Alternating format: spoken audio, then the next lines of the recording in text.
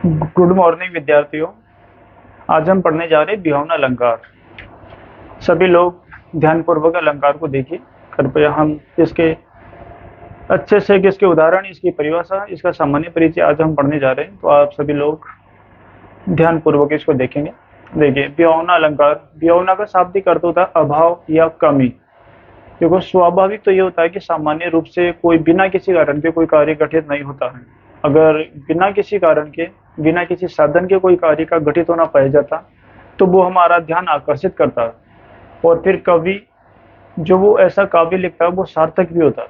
तो इस प्रकार से ये अलंकार जो हमारा स्वाभाविक ध्यान अपनी ओर आकर्षित करते हैं, उन्हीं में से एक विहंगम अलंकार। आज हम उसके बारे में चर्चा करते हैं। देखो विद्यार्थियों, विहंगम का शाब्दिक अर्थ होता है, शाब्दिक अर्थ अभाव या कमी। हमें विहंगम अलंकार को पहचानने से पूर्व, उसकी परिभाषा पर जाने से पूर्व हमें इसे समझ लेना आवश्यक है। इस शब्द में जो अर्थ निहित है, जो समाया हुआ है, वही अर्थ हमें परिभाषा की ओर लेकर जाएगा, वो इसके अर्थ को हमें समझाने में सहायक होगा। तो विहंगम का जो शाब्दिक अर्थ होता है अभाव या कमी होता है। देखो, सामान्य परिचय के तौर पर मैंने लिखा, यहाँ पर आपको बताया कि बिना किसी कारण के, बिना किसी साधन के कोई कार्य, कोई क्रिया संपन्न नहीं होती है। अगर फिर भी बिना किसी कारण के कोई क्रिया, कोई कार्य संपन्न होता है तो वो स्वाभाविक रूप से हमारे ध्यान को अपनी ओर आकर्षित कर लेगा, खींचेगा, हमारा ध्यान स्वाभाविक उसकी ओर चला जाएगा। देखते हैं यहाँ पर हम इसकी परिभाषा पर। यह सामान्य परिचय था विद्यार्थियों इसका। बिना किसी कारण, साधन या वस्तु माध्यम के कोई कार्य संपन्न नहीं होता है। बिल्कुल सही है, यह स्वाभाविक है। बिल्कुल ऐसा होना बिल्कुल भी नहीं पाया जाता। कोई माध्यम होगा, कोई साधन होगा, कोई कारण होगा तो ही कोई क्रिया, कोई कार्य संपन्न हो पाएगा। बगैर कोई माध्यम कार्य के संपन्न होना अस्वाभाविक है। यहाँ पर कारण, साधन, माध्यम का अभाव होने पर भी कार्य का सफल क्रियान्वयन बताया जाता है। बिल्कुल, कवि क्या करता है अपनी काव्य लेखन में, अपनी रचना में बिना किसी साधन का प्रयोग, माध्यम का प्रयोग किए बगैर भी कार्य का सफल क्रियान्वयन कर देता है। और वहीं पर वो क्या करता है, अलंकारों का समावेश करता है ताकि उसका काव्य रुचिकर बन सके, हमारा ध्यान को आकर्षित कर सके, अच्छा लगे हमें पढ़ने में, इसलिए वो इनका समावेश करता है। और ऐसा काव्य सार्थक भी होता है, ऐसा नहीं कि वो सार्थक नहीं होता है, सार्थक भी होना पाया जाएगा। देखते उदाहरण की ओर चलते हैं हम। सर्वप्रथम उदाहरण ही किसी चीज को समझने के लिए अच्छा माध्यम है, तो हम इसके उदाहरण की ओर चलते हैं। सर्वप्रथम देखो, ये परिभाषा थी, इसको हम थोड़ी देर के लिए छोड़ देते हैं, इस पर हम वापस एक बार इसको पढ़ेंगे, इस पर ध्यान देंगे। हम उदाहरण पर देखते हैं। बिन घनश्याम धाम धाम ब्रज मंडल में, बिन घनश्याम धाम धाम ब्रज मंडल में। विद्यार्थियों कृपया आप ध्यान दीजिए, पंक्ति पर, काव्य पंक्ति है हमारी। बिन घनश्याम धाम धाम ब्रज मंडल में, धाम धाम का मतलब होता है स्थान स्थान, घर, जगह जगह। बिना घनश्याम, घने बादल, श्याम, श्याम रूपी बादल मतलब काले बादलों के बगैर, जगह जगह ब्रज मंडल में, ब्रज मंडल में। उद्धव, उद्धव नित बरसत बहार, बरखा किए, रोजाना, नित यानी रोजाना, बरसत बरसात होती है, बरसत यानी बरसता है, बहार यानी बहार, बरखा यानी बरसात की, बरसात की। अर्थात प्रस्तुत पंक्ति में कहा गया है कि बिना घनश्याम, काले बादलों के, घनश्याम ये शब्द टूटेगा, यहाँ पर घन प्लस श्याम हो जाएगा। बिना काले बादलों के ब्रज प्रदेश में जगह जगह पर बरसात की बहार छाई रहती है, ये कहा गया।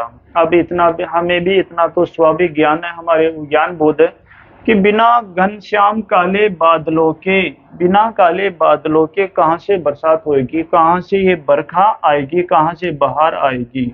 अर्थात ऐसा होना स्वाभाविक नहीं है। लेकिन कवि ने यहाँ पर बिना किसी कारण, बिना कोई साधन दिया, यहाँ पर बरसात करवा दी है, और काव्य भी हमारा सार्थक है। बिल्कुल पढ़ने में अच्छा लगता है एकदम, और हमारा ध्यान अपनी ओर आकर्षित करता है।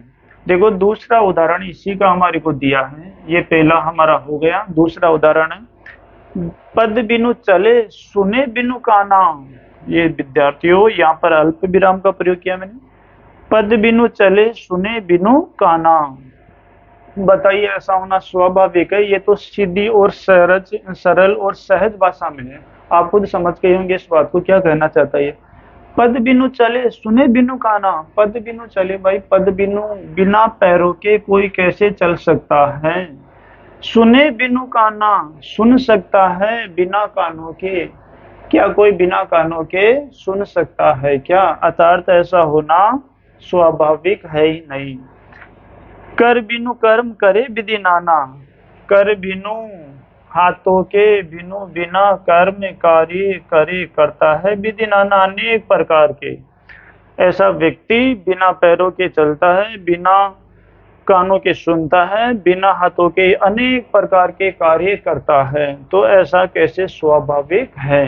अर्थात हमारा ध्यान काव्य पंक्ति को पढ़ते ही सहज रूप से इसकी ओर खींचा चला जाएगा, तो इसीलिए तो वहां पर अलंकार का प्रयोग है, हम जान जाएंगे। साथ में हमें जान जाना बिना कोई साधन दिए, बिना कोई कारण दिए, कारण तो यहाँ होगा नहीं, साधन यहाँ पर पैर है, यहाँ पर बिना कान, कान नहीं है, यहाँ पर हाथ नहीं है, ये हमारे पास साधन थे, इनके बगैर ही सारी क्रियाएं हो रही जो इनके द्वारा संपादित होती है। तीसरा इसका जो हम उदाहरण लेते हैं वो ये लेते हैं, आनंद रहित सकल रस भोगी। अल्प विराम का प्रयोग किया मैंने, इसी प्रकार से इसको हम पढ़ेंगे। आनंद रहित सकल रस भोगी, बिनु वाणी बक्ता बड़ जोगी। आनंद रहित, आनंद का तात्पर्य मुख होता है, आनंद का मतलब मुख होता है। जैसे हम कहते हैं ना 10 आनंद पंचानंद, तो 10 प्लस आनंद जिसके 10 मुख हैं, तो ये आनंद यानी मुंह होता है। रहित, ये रहित यहाँ पर प्रत्यय का प्रयोग किया जो इसको हीन कर देगा ये, तो बिना मुख के सकल रस भोगी, सकल यानी सभी रस का भोग करते हैं, बिना मुख के रस का भोग कैसे किया जा सकता है, अर्थात ये नहीं हो सकता। बिनु वाणी बक्ता बड़ जोगी, बिना वाणी के बक्ता व्यर्थ में बोलता है बड़ जोगी, कोई व्यक्ति, ऐसा होना बिल्कुल भी किसी भी स्थिति पर संभव नहीं है। तो बिना मुंह के कैसे रस भोग किया जाएगा और बिना वाणी के कैसे उच्चारण किया जाएगा। तो कहने का मतलब सारी बात। और एक आखिरी में एक उदाहरण और बचा इसका, बिन पानी साबुन बिना निर्मल करे सुबाई। ये दुआ हमारा पढ़ा हुआ ही, हम छोटी क्लासेज में, छोटी जो कक्षाएं थी हम जब पढ़ते हैं तो उस समय ये हमारा पढ़ा हुआ है। बिन पानी साबुन बिना, निंदक नीरे राखी आंगन कुटी छबाए, बिन पानी साबुन बिना निर्मल करे सुबाए, तो ये हमारा पढ़ा हुआ। मैंने इसकी एक पंक्ति लिख दी जो हमारे पास व्याकरण अलंकार के लिए थी, वो पंक्ति इसके नीचे वाली लिख दी मैंने। तो बिना पानी साबुन बिना, बिना पानी साबुन बिना कोई चीज की स्वच्छता संभव नहीं है। तो निर्मल करे स्वभाव, हमारे स्वभाव को पवित्र बना देता है, स्वच्छ कर देता है। तो आप देख सकते हो बिना पानी और बिना साबुन के ही कवि ने क्या करवा दिया, स्वभाव को स्वच्छ करवा दिया। तो हमारी जो काव्य पंक्तियां है, हम देख सकते हैं हमारी जो काव्य पंक्तियां है वो भी बिल्कुल सही है, अपना सार्थक अपना अर्थ दे रही है, ये तर्क संगत है। बिन पानी साबुन बिना निर्मल करे स्वभाव, हमारा स्वभाव है वो बिना पानी और बिना साबुन के ही निर्मल स्वच्छ हो जाता है, अगर हमारे विचार बदल जाए। तो यहाँ पर पानी और साबुन से थोड़ी धुलेगा अपना स्वभाव, मानव स्वभाव को हम पानी जल से या किसी अन्य चीज से उसकी पवित्रता थोड़ी आंक सकते हैं, अर्थात नहीं, इन साधनों का प्रयोग नहीं हो सकता, वो तो विचार बदलने पर ही संभव होगा।